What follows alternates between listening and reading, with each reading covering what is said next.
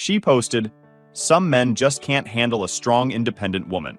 After our fight about her secret Tinder profile, I posted, "Some women confuse being single with being independent." Her mom called me within the hour, begging me to take her back. All right, Reddit, strap in because this one's a wild ride. I'm still processing everything that went down over the past month, but I figure sharing it might help me make sense of it all. Plus, you guys always have the best takes on relationship drama, and I could use some outside perspective on whether I handled this right. I, 29 male, started as an apprentice right out of community college, worked my way up through the ranks, and now I run service calls for office buildings and industrial sites around Phoenix.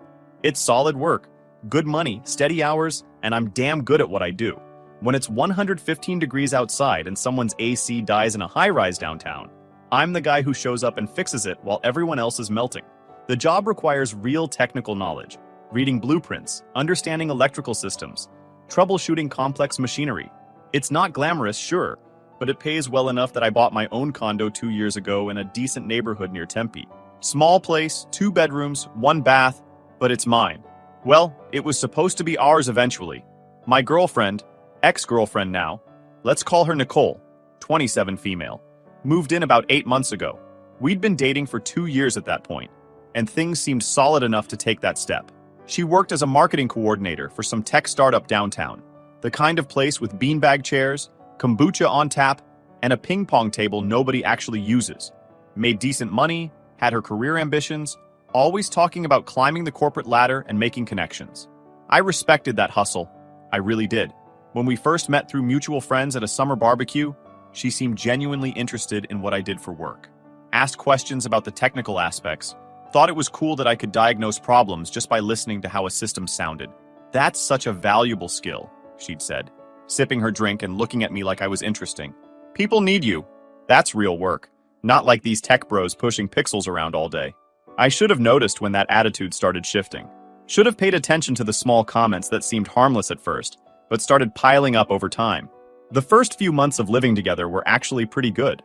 We split rent and utilities evenly, even though the place was in my name, and I'd put down the down payment years before she entered the picture. She kept her own bedroom for her clothes and what she called her creative space for her side hustle making Instagram content about wellness and self-improvement. Looking back, that should have been a red flag. Needing a whole separate room just for taking selfies and recording herself talking about manifesting abundance. But at the time, I thought it was kind of cute that she had hobbies outside of work. Nicole had this whole online persona about living your best life, being authentic, manifesting abundance, all that influencer stuff that seems harmless until you realize it's consuming someone's entire identity. She'd spend hours, and I mean literal hours, taking photos of her morning coffee or doing yoga poses in front of a ring light for her followers. At first, I thought it was just a hobby, something she did to unwind. Everyone's got their thing, right? Some people play video games, some people scroll TikTok. She took pictures of herself drinking overpriced lattes.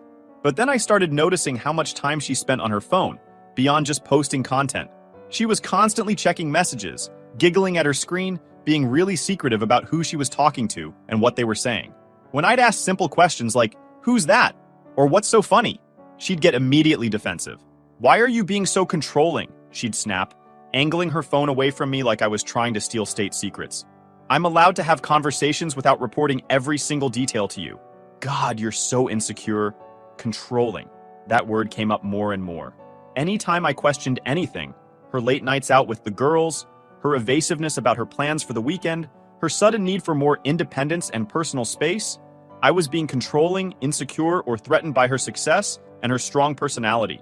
The irony is, I'm probably the least controlling guy you'll meet. My job requires me to be gone 10 to 12 hours some days, especially during summer when AC calls are constant and buildings are desperate for emergency service. I'd come home exhausted, covered in sweat and grime from crawling around in attics and mechanical rooms, and she'd barely look up from her phone.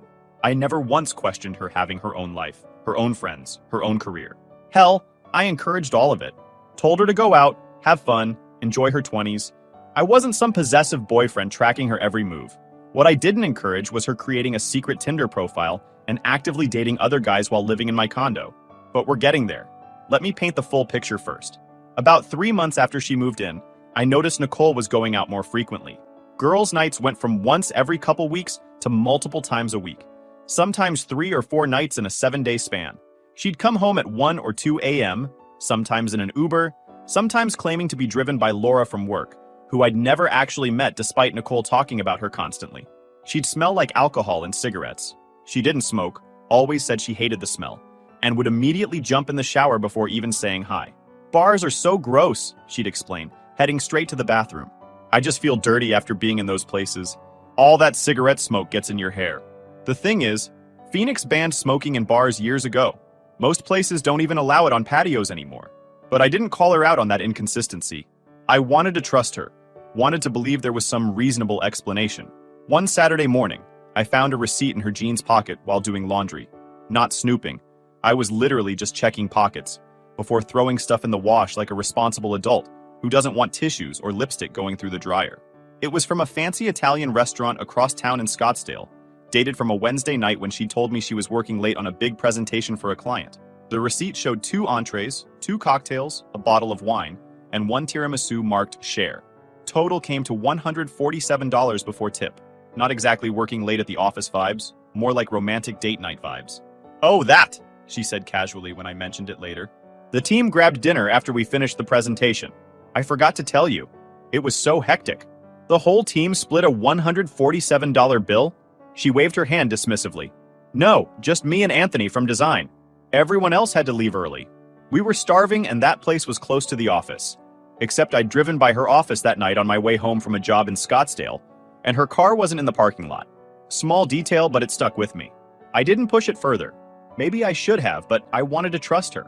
I wanted to believe there was a reasonable explanation, that I was just being paranoid. The thing about relationships is you can't control everything. You can only control how much bullshit you're willing to tolerate before you start asking harder questions and demanding real answers. The questions started piling up, though. Like why she'd suddenly password protected her phone after 2 years of leaving it unlocked and occasionally asking me to check messages for her while she was driving. Or why she'd gone through her social media and untagged herself from any photos where I was in the frame with her. Or why she started referring to me as her roommate when introducing me to new people she'd meet at bars or networking events. That one hurt. We'd be out somewhere, run into someone she knew from work or online, and she'd introduce me as, "This is Anthony, my roommate." Not boyfriend, not partner. Roommate. Like I was some random dude she split utilities with who she found on Craigslist. My buddy Jake, who works with me and has been through his own relationship disasters with his ex-wife, pulled me aside one day at work. We were on lunch break, sitting in my truck with the AC blasting, eating gas station sandwiches because that's the glamorous life of HVAC techs. "Man, I don't want to overstep," he said, looking uncomfortable. "But Nicole posted something weird on Instagram yesterday. Something about not being defined by outdated relationship norms and exploring all options. That's not like code for something, is it?" I felt my stomach drop, pulled out my phone and checked her Instagram right there. Sure enough, there was a post from the previous evening, a photo of her looking all thoughtful and empowered, staring off into the distance like she was contemplating the meaning of life. The caption was a whole paragraph about how modern women shouldn't feel pressured to conform to traditional relationship structures. How commitment doesn't mean closing yourself off to connections with others. How personal growth requires staying open to new experiences and not letting fear or societal expectations limit your journey. The comments were full of her followers hyping her up. "Yas, queen! Living your truth! This is so important! More women need to hear this." A bunch of fire emojis and heart emojis and whatever other emojis people use when they're encouraging someone to blow up their life. I felt physically sick reading it. This wasn't a philosophical stance about modern dating. This was groundwork. She was laying the narrative foundation, setting up a story where whatever she was about to do, or was already doing, would be framed as brave and empowering and feminist rather than what it actually was, selfish and disrespectful. "Dude," Jake said, watching my face. "You okay?" "Yeah," I lied. "It's probably nothing." But it wasn't nothing, and we both knew it. That night, I came home from a particularly brutal day. I'd spent 8 hours fixing a rooftop unit in 110-degree heat, crawling around in an attic that felt like the surface of the sun, dealing with a property manager who kept calling every 20 minutes asking when I'd be done. I was exhausted, dehydrated, covered in fiberglass insulation and grime, just wanting a shower and maybe some food before passing out. Nicole was on the couch, phone in hand as usual, scrolling through Instagram or TikTok or whatever app was consuming her attention. She barely looked up when I walked in, didn't ask how my day was, didn't offer to get me water even though I probably looked like death. "Hey," I said, setting down my tool bag. "Can we talk about something?" About what? Still scrolling, not making eye contact. About your Instagram post. The one about not conforming to relationship norms and staying open to new experiences. That got her attention. She set down her phone, sort of, and crossed her arms defensively. What about it? What are you trying to say, Nicole? Because to me, and probably to everyone else who read it, it sounds like you're not actually committed to this relationship anymore. She rolled her eyes dramatically. This is exactly what I'm talking about. You see me expressing myself, sharing my thoughts with my followers, and you immediately make it about your insecurity. You turn everything into some attack on you. I'm not insecure. I'm confused. We live together. We've been together for 2 years. Are we in a relationship or not? Because that post made it sound like you're shopping around. We are in a relationship, she said, but something in her tone was completely off, like she was reading from a script. But that doesn't mean I have to report every single thought and feeling to you. I'm allowed to question things, to grow, to explore who I am as a person without your permission. Explore who you are? What the hell does that even mean? See, this is exactly why I can't talk to you about anything real. You twist everything into some accusation. You make me feel like I'm on trial for having thoughts. We went in circles like that for another 20 minutes. Every time I tried to get a straight answer about what she meant by exploring and staying open to new experiences, she'd deflect or accuse me of being controlling or insecure or not understanding modern relationships. She made me feel crazy for even asking, like having basic expectations about commitment and honesty was somehow outdated and oppressive. That's gaslighting, by the way. Took me a while to realize it after everything went down, but that's exactly what it was. Making someone question their own sanity and perception of reality when they're actually right to be concerned. 2 weeks later, I found the Tinder profile, and that's when everything exploded. I wasn't even looking for it. Wasn't snooping or being paranoid or doing anything remotely sketchy. I was hanging out with Jake and his girlfriend Amy at their place on a Friday night, just chilling and watching a movie. Amy was showing us something on her phone, some viral video or meme or something, when she got a notification from a dating app. Oh shit, forgot I still had this installed. She laughed, slightly embarrassed. She downloaded it months ago before she and Jake got serious, never bothered deleting it. Let me get rid of this. Don't need it anymore. She opened the app to delete her profile, and that's when Jake's girlfriend froze mid-click. Her face went white. She looked at me, then back at her phone, then at me again. Anthony, she said slowly. Isn't that Nicole? She turned the phone toward me with a shaking hand. There on her screen, in the stack of potential matches in her area, was a profile with 4 photos of my girlfriend. Not just any photos, recent ones, taken within the last month. Photos I recognized because I'd been there when she took them. One was from last weekend, when we'd gone hiking at Camelback Mountain. She'd asked me to take a photo of her at the summit, said it was for her Instagram. Guess it had multiple purposes. The bio read, exploring connections, open to seeing where things go. Looking for someone who isn't afraid of a strong, independent woman. If you can't handle my energy, swipe left. Not here for games or time wasters. Know what you want and go after it. My hands went completely numb. I read the bio 3 times, hoping I was somehow misunderstanding, or that it was a fake account using her photos. But no, there was her real name, her real age, her actual job title, her Instagram handle linked right there in the profile. She wasn't even trying to hide it or be discreet. She was just out there, openly looking for other guys while living in my condo and splitting my bills. Dude, Jake said quietly, his voice tight with anger. What the actual fuck? I couldn't respond. Just sat there staring at her photos, at that bio she'd written. Not here for games. The irony was almost funny. She was playing the biggest game of all, keeping me as her safe backup plan while test driving potential upgrades. You need to confront her, Amy said firmly, already pulling out her own phone. Like, tonight. Right now. This is complete bullshit. I'm taking screenshots. She sent me the screenshots immediately. Multiple angles, the full profile, everything documented. Then, I just sat there in their living room, feeling like the floor had dropped out from under me. Want me to come with you? Jake offered. For backup? In case she tries to flip this on you? No, I said, finally finding my voice. I need to do this alone. But thanks. I drove home in a complete fog. The whole way, my mind was racing through every interaction from the past few months.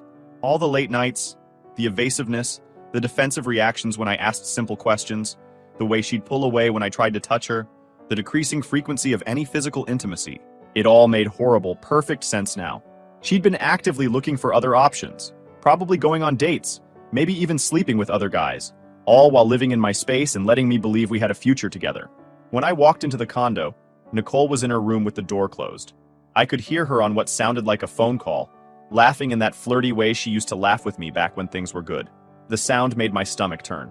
When she finally came out 20 minutes later, she was all smiles, completely oblivious to what was coming. "Hey babe, how was Jake's place?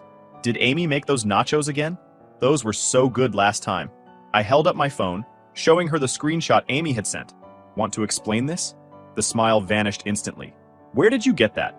"Amy saw your profile while she was deleting her own old account. Is this real, Nicole? Do you have an active Tinder profile?" She grabbed for my phone. I pulled it back. "Answer the question." "It's not what you think," she started, and I almost laughed at how cliché that response was. "Then what is it?" "Because it looks like you're actively dating other people while living with me." She took a breath, and I watched her face shift. From being caught off guard to defensive to calculating, I could see her brain working, trying to figure out what story to tell, what angle to take. "I'm exploring options," she finally said. "It doesn't mean anything serious." "Exploring options? We're together. We live together. You don't get to explore options." "See, this is exactly the problem," she said, her voice rising with practiced indignation. "You think you own me. You think being in a relationship means I'm not allowed to even look at other possibilities. That's so incredibly controlling and toxic. That's literally what being in a relationship means, Nicole. Commitment, exclusivity, not shopping around for upgrades while using me as your safety net. No, that's what your narrow, traditional version of a relationship means. I'm not going to let you control who I talk to or what apps I have on my phone. That's my boundary. This isn't about control. This is about basic respect. If you want to be single and date around, that's totally fine. But you don't get to do that while living with me and acting like we're building a future together." She crossed her arms and jutted out her chin. "So what? You're giving me an ultimatum? How very patriarchal of you. Delete the profile or we're done. Those are your two options."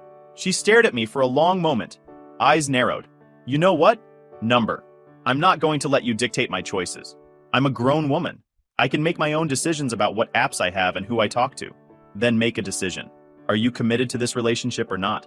I don't have to choose right this second," she said, voice dripping with condescension. "That's the whole point of what I've been saying. I'm exploring. I'm figuring things out.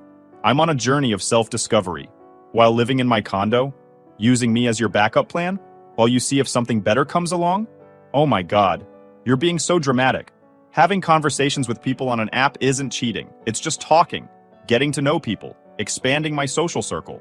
It is when you're hiding it. It is when you're lying about where you're going and who you're with. It is when you're presenting yourself as single and available to other men." "I never said I was single," she shot back quickly. "Your profile says you're looking for connections and open to seeing where things go. That's single behavior, Nicole. That's what single people do." We argued for another hour. She refused to delete the profile, said I was being unreasonable and controlling and insecure. Said that if I really loved her, I'd respect her need to explore her options and figure out what she wanted. That healthy relationships should allow for this kind of freedom and not be based on possessiveness. That my expectations were outdated and reflected my inability to handle a strong woman who knew what she wanted. I told her that healthy relationships involve honesty, not deception. That freedom and disrespect aren't the same thing. That if she wanted to be single and explore her options, she should just say so instead of trying to have it both ways. That I wasn't going to be her plan B while she looked for plan A. Finally, exhausted and emotionally drained, I told her I needed space to think. Grabbed my keys and went to Jake's place. He and Amy let me crash on their couch, handed me a beer, and let me vent for the next 2 hours about the whole surreal conversation.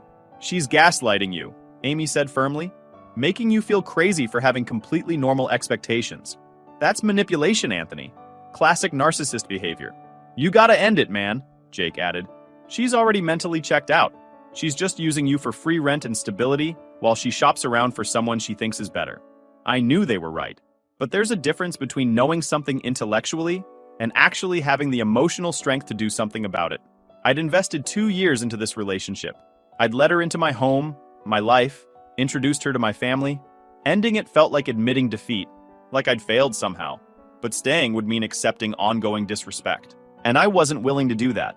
The next morning, I went back to the condo. Nicole was already awake, sitting at the kitchen table with her phone, probably texting one of her Tinder matches. When she saw me walk in, she looked up with this expectant expression, like she genuinely thought I'd come back to apologize for overreacting. We need to talk about next steps, I said, keeping my voice calm and steady. What do you mean? I mean you need to move out. We're done. Her eyes went wide. You're breaking up with me? Over this? Over one dating profile? You have an active Tinder profile. You refuse to delete it. You've been lying to me about where you're going and who you're with for months. Yeah, we're done. This isn't one mistake. This is a pattern of disrespect. Anthony, you're completely overreacting. We can work through this. Couples therapy, communication exercises, whatever you need to feel secure. No, you made your choice. You chose your independence and your options and your need to explore. That's totally fine. But you don't get to do it while living with me and using me as your safety net. That's when the tears started. Real ones, or at least convincing ones. Please, I don't have anywhere to go. All my stuff is here. You can't just throw me out on the street. You've got 2 weeks. That's more than fair, and it's more than you deserve. 2 weeks? I can't find a place that fast in this market. Do you know how expensive rent is right now? Should have thought about that before making a dating profile while in a committed relationship. You've got friends, you've got family. Figure it out. She tried everything over the next hour. Crying, apologizing, promising she'd delete Tinder immediately, saying she was just scared of commitment and didn't know what she wanted. Said she loved me and couldn't imagine her life without me. Said she'd been confused and stupid, but now she saw clearly. None of it landed. I'd made up my mind. The trust was broken, probably had been for months, and I wasn't interested in trying to rebuild something with someone who'd shown me exactly who they were. What I didn't expect was her response when she finally realized I wasn't going to change my mind. Later that afternoon, while I was at work, she posted on Instagram. By the time I saw it on my break, it already had over 200 likes and dozens of supportive comments. The post was a selfie of her looking sad and contemplative, staring out a window with perfect lighting. Some men just can't handle a strong, independent woman. When you outgrow someone and they see you leveling up, they try to clip your wings instead of supporting your flight. Choosing myself isn't selfish. It's survival. Learning that not everyone can handle your growth, and that's okay. Their limitations aren't your problem. Self-love, know your worth, toxic masculinity, growth journey, strong women, choosing me. The comments flooded in immediately. Her followers ate it up without knowing any context. You deserve so much better, girl. His lost completely. Men are so intimidated by successful women. You're better off without that toxic energy. Stay strong, queen. Your worth isn't defined by someone else's insecurity. I was furious. Not just at the post itself, but at the manipulation, the victim narrative, the complete twisting of reality. She'd taken a situation where she was clearly in the wrong, lying, deceiving, actively dating other people, and flipped it into some feminist empowerment story. Made herself the brave heroine, and me the insecure villain who couldn't handle her success and independence. Jake saw it and texted immediately, "Bro, you need to respond to this. She's poisoning the well against you." What am I supposed to say? She's already got everyone believing her version. Then set the record straight. Don't let her control the narrative. You've got receipts. I thought about it for a while. I could take the high road, stay silent, let it blow over eventually. But that felt like letting her win. It felt like accepting blame for her choices and letting her paint herself as some strong, independent woman who got punished for growing, when the reality was she was someone who wanted to cheat without consequences. So I posted my own response.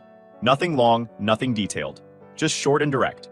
Some women confuse being single with being independent.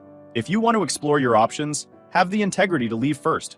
I didn't tag her, didn't mention her name, didn't even say it was about her, but everyone who followed both of us would know exactly what I meant. And more importantly, they'd start asking questions. The reaction was immediate. Her comments section erupted within minutes. People started asking questions in her post. Wait, what happened? Were you seeing other people? Is this about the Tinder thing? Tinder thing? Apparently one of her followers had seen her profile too, and had tried to call her out in a comment that had since been deleted. But screenshots live forever on the internet, and people started sharing them. The narrative she'd tried to build, wronged woman, toxic ex, was crumbling in real time. Within an hour, Nicole's post was completely deleted, but mine stayed up. I wasn't deleting it. That's when the phone calls started. First from Nicole herself, calling from different numbers when I wouldn't answer, crying and yelling about how I'd humiliated her publicly and destroyed her reputation. Then from her friends, telling me I was cruel and petty for airing relationship problems on social media. Then from her sister, saying I was destroying her mental health, and didn't I care that she might hurt herself? I didn't answer any of them. I'd said what I needed to say. The truth was out there now. Then, exactly 47 minutes after I posted, my phone rang from an unknown local number. I almost didn't answer, Figured it was Nicole using someone else's phone, but something made me pick up. Anthony? A woman's voice, older, unfamiliar, but somehow authoritative. Yeah, who's this? This is Linda, Nicole's mother. We met at that barbecue last summer? And at Christmas? We need to talk. I'd met Linda exactly twice in 2 years. Both times she'd been polite but somewhat distant. Nicole had always said her mom was traditional, a bit judgmental about her modern lifestyle and career choices, someone who didn't really understand her generation. Okay, I said cautiously, stepping outside for privacy. What's up? I just saw what Nicole posted on Instagram, and then your response. And then some other things people are saying in the comments. She paused, took a breath. Is it true? Was she on Tinder while living with you? I didn't see the point in lying. Yes. Linda let out a long breath that sounded like she'd been holding it. And you asked her to leave? I did. Gave her 2 weeks to find a place. That's more than fair. That's more than most people would do. Another pause. Anthony, I'm calling because I need to apologize to you on behalf of my daughter. What she did, what she's doing, it's wrong. Her father and I raised her better than this, or at least we tried to. That caught me completely off guard. I appreciate that, but you don't need to apologize for her. She's an adult. Yes, I do. Because I'm the one who's going to have to deal with the fallout when she shows up at my door with nowhere to go and a rehearsed sob story about how you broke her heart over nothing. I couldn't help but laugh bitterly. She planning that already? She called me this morning crying about how you kicked her out for no reason. Said you were jealous of her independence and success. Couldn't handle that she had ambitions beyond being someone's housewife. Said you flipped out over a harmless social media post. I believed her at first. I'm her mother. What else would I do? But then I saw her actual post. Something about the wording felt off, too rehearsed. So I did some digging. What kind of digging? Linda sighed deeply. I called your landlord. Susan and I went to high school together. We've been friends for decades. I wanted to know if there was more to the story, if maybe you were actually the unstable one. She confirmed the condo is solely in your name, that you've never missed a payment, that you've been a model tenant for 2 years. Then I started asking Nicole's sister some harder questions about what she knew. Turns out this isn't the first time Nicole's pulled something like this. What do you mean? Her last serious boyfriend before you... This was about 4 years ago. She did the same thing.